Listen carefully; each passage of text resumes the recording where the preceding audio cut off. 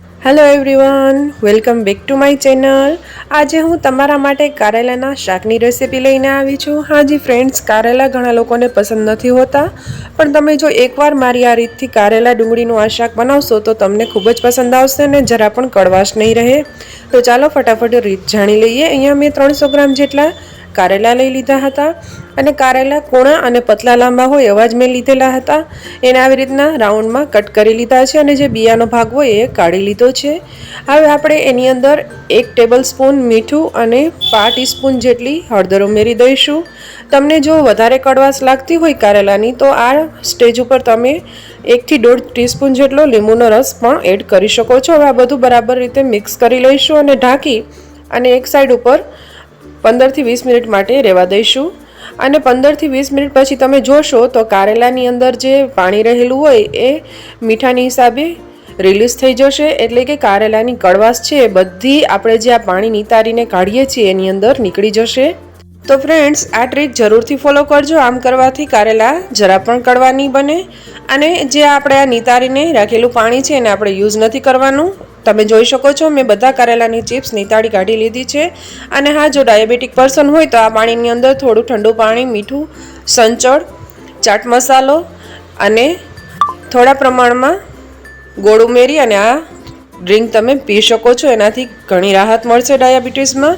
અહીંયા મેં એક કડાઈમાં 4 ટેબલ સ્પૂન તેલ મૂકી દીધું હતું. એમાં આપણે આ નિતારીને રાખેલી કારેલાની ચિપ્સ છે એને મીડિયમ ફ્લેમ ઉપર અલટ પલટ કરી હલાવતા રહીશું અને આપણે એને કૂક કરી લેવાની છે.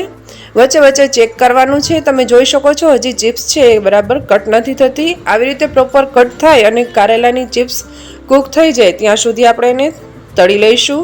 અને તમે જોઈ શકશો 2 થી 3 મિનિટમાં ચિપ્સનો કલર પણ સરસ લાઇટ ગોલ્ડન આવી જશે.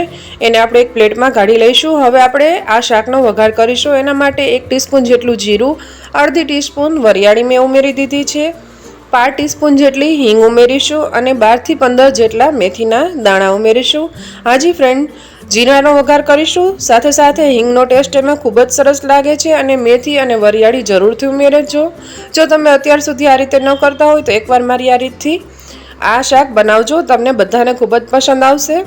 જીરા અને વરિયાળીને થોડું કૂક થવા દઈશું. પછી આપણે એમાં 2 મીડિયમ સાઇઝની ડુંગળી તમે જોઈ શકો છો મેં સ્લાઇસ કરી અને ઉમેરી દીધી છે. એને આપણે આવી રીતે હલાવતા રહીશું અને થોડીવાર સાતળી લેવાની છે. અહીંયા આપણે ડુંગળીને વધારે બ્રાઉન નથી કરવાની. આછા ગુલાબી રંગની થાય અને થોડી ટ્રાન્સલ્યુશન થાય એટલે કે ડુંગળીની કચાશ જતી રહીએ એટલી જ આપણે એને સાતળવાની છે. હવે એની અંદર 1 ટીસ્પૂન જેટલી મેં આદુ લસણની પેસ્ટ ઉમેરી દીધી છે. અત્યારે તમે જો તીખું ખાવાના શોખીન હોય તો 1 લીલું મરચું ઝીણું સમારીને ઉમેરી શકો છો. આદુ લસણની કચાશ જતી રહીએ પછી 2 મીડિયમ સાઇઝના ટમેટા આવી રીતના સ્લાઇસમાં મેં કટ કરી ઉમેરી દીધા છે. સ્વાદ મુજબ મીઠું, 5 ચમચી હળદર, 1 ચમચી ધાણા જીરું અને 1 થી 1.5 ચમચી જેટલું લાલ મરચું પાવડર ઉમેરી દીધું છે. હવે આ બધો મસાલો આપણે ડુંગળી અને ટમેટાના સાથે સરસ રીતે મિક્સ કરી લઈશું. ગેસની ફ્લેમ અહીંયા આપણે મીડિયમ ટુ લો રાખવાની છે. હવે સાથે સાથે આપણે એમાં 5 ચમચી જેટલો ગરમ મસાલો પણ ઉમેરી દઈશું. બસ આપણે ઘરના જ જે રોજિંદા મસાલા હોય એ જ ઉમેરીશું. એનાથી પણ આ શાક ખૂબ જ ટેસ્ટી લાગશે અને જરા પણ કડવું નહીં લાગે. બાળકોથી લઈને મોટેરાઓ બધા શોખથી ખાશે. ટમેટાં સરસ રીતે ચડી જાય પછી આપણે તેલ છૂટું પડી જાય પછી આપણે એની અંદર કારેલા જે આપણે ફ્રાય કરીને રાખેલા હતા એ ઉમેરી દઈશું અને ગેસની ફ્લેમને આપણે એકદમ લો કરી દઈશું અને 2 થી 3 મિનિટ માટે આપણે એને કૂક કરી લેવાનું છે. ફ્રેન્ડ્સ, મસાલા કરતી વખતે મીઠું ઉમેરવામાં ધ્યાન રાખવાનું. આપણે કારેલાની અંદર પણ મીઠું ચડાવી અને પછી આપણે એને ફ્રાય કરેલા છે. શાક તૈયાર થઈ જવા આવે ત્યારે લાસ્ટમાં આપણે એમાં 1.5 ટીસ્પૂન જેટલો આમચૂર પાવડર ઉમેરીશું. અહીંયા તમે ઈચ્છો તો આમચૂર પાવડરની બદલે 2 ટીસ્પૂન જેટલું લીંબુનો રસ પણ ઉમેરી શકો છો. અને હવે ઝીણી સમારેલી કોથમીર ઉમેરી અને બધું પ્રોપર મિક્સ કરી લઈશું. તો ફ્રેન્ડ્સ, તમે જોઈ શકો છો આપણું આ કારેલા ડુંગળીનું સરસ મજાનું ચટપટું ચટાકેદાર શાક બનીને રેડી થઈ ગયું છે. તો એને હવે આપણે સર્વિંગ બાઉલમાં ટ્રાન્સફર કરી લઈશું. કારેલા ઘણા લોકોને પસંદ નથી હોતા, પણ ફ્રેન્ડ્સ તમે જો એકવાર મારી આ રીતથી કારેલા ડુંગળીનું આ ડ્રાય શાક બનાવીને ટ્રાય કરશો તો બધાને ખૂબ જ પસંદ આવશે. આમાં કોઈ આપણે એક્સ્ટ્રા મસાલા કે બેસન ઉમેરવાની પણ જરૂર નથી. ઘરના સિમ્પલ મસાલાથી પણ આ સબ્જી છે એ ખૂબ જ ટેસ્ટી બને છે. જો તમે હજુ સુધી કારેલા નહીં ખાતા હોય તો પણ ખાતા થઈ જશો અને 2ના બદલે 4 રોટલી ખાશો. એવું સરસ મજાનું ટેસ્ટી અને ચટપટું શાક બને છે.